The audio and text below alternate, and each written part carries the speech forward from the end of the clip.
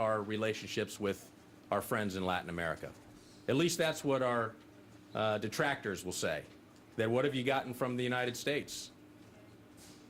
So we need to take care of that immediately. And I think as a new majority, you'll see us move quickly on the free trade agreements with Panama and Colombia. Second, I think this idea that both administrations have had as it relates to Hugo Chavez is almost, hands off. Let's kind of sit back and he'll implode on his own. Or the thought that, well, maybe Hugo Chavez is crazy. I don't buy into either one of those notions. I don't think he's crazy, and I don't think an approach where we let him implode is going to work. Hugo Chavez is a threat to freedom and democracy in Latin America and around the world.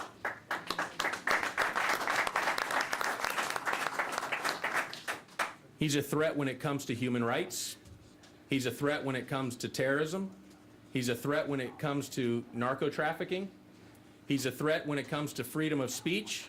He's a threat when it comes to freedom of religion. So I don't see how we as the United States can continue to say that we're going to fight for freedom and democracy around the world and not take Hugo Chavez head on. As I hope as we go into the next majority, the next Congress, that hopefully as the chair of the subcommittee, we will do just that. We will take Chavez on, because it's not good for anybody to support narco-trafficking, to support the destruction of the freedom of the press, freedom of speech, freedom of religion. It's not good for terrorist organizations that are moving into our hemisphere with kind of an open slate through Venezuela. This is a threat I think all of us understand, and that I hope that the American people will understand more and more as we move forward. I wanted to highlight two things that are happening right now that I think are pretty important. One is I want to take you back to, and these are kind of to outline what I think some of the problems are with the current administration. I want to go back to Honduras. We all watched as a small country, an ally of ours, by the way, struggled for a fight for their freedom and democracy. And they did so by following their constitution and their rule of law. And this administration's actions were, in my opinion, were reckless. To come out and call it a military coup is reckless. When you have a country like Honduras, and you have a small country, an ally who's willing to fight for their freedom and democracy with the rule of law, we should be standing on their side instead of turning and calling it a military coup.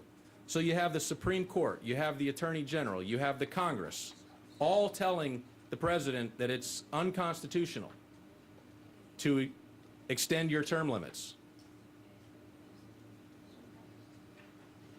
The country decides that we're going to follow the rule of law.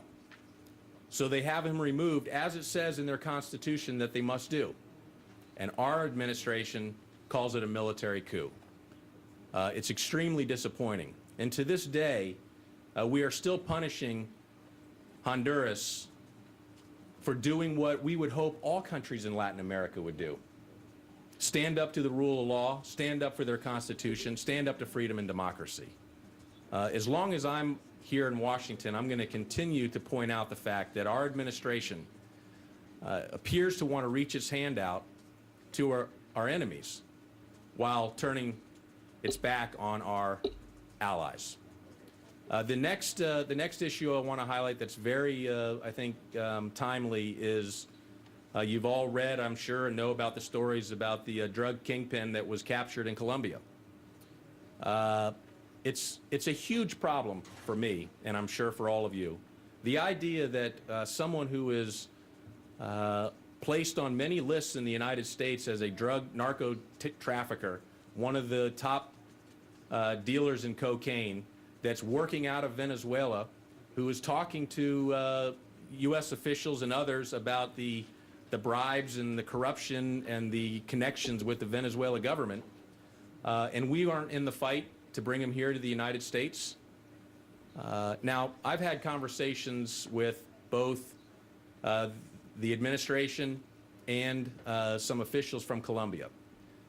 I think the important question here for us to get to the bottom of is,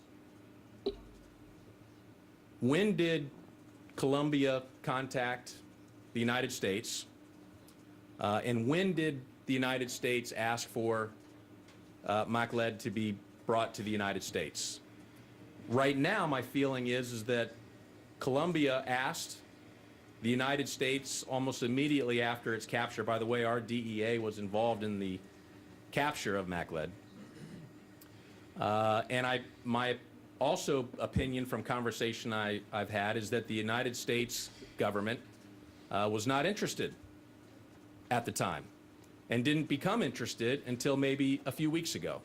So from August until November, almost no interest in a guy who was on list after list of known narco trafficking and cocaine dealing through Venezuela who's talking. This is unacceptable to me, and it should be unacceptable to you. Our government should have been, and today should stand up and fight to bring him to justice here in the United States.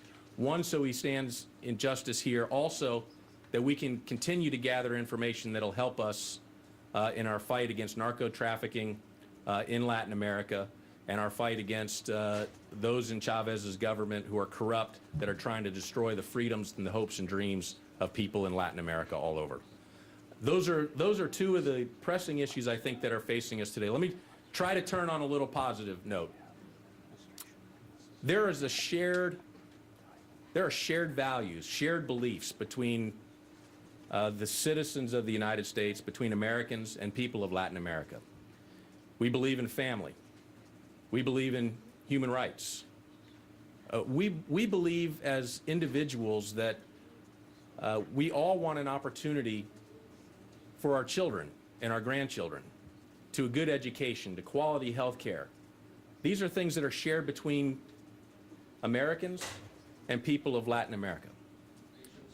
The connections between Hugo Chavez and Ahmadinejad with uranium and other deals that are happening. Also, whether or not some of the sanctions acts have already been. Say we're much closer today than we were 6 years ago, and that both sides recognize that a lot needs to be done. And I think with that, we will be able to express some concerns regarding Venezuela. What can we expect when the House of Representatives will be taken over by Republicans regarding Venezuela, I mean? Well, you can expect a very clear voice when it comes to the failures of Hugo Chavez and the threat Hugo Chavez poses not only to the citizens of and the people of Venezuela, but all of Latin America and the Western Hemisphere. You know, we're very concerned with the way the Obama administration has been dealing with Hugo Chavez. We're very concerned about Chavez's relationships with Ahmadinejad and Iran, and this allowing Venezuela to be the stronghold for terrorist organizations and narco trafficking is very concerning, and you can expect us to take that head on. All right. Thank you so much. Thank you very much.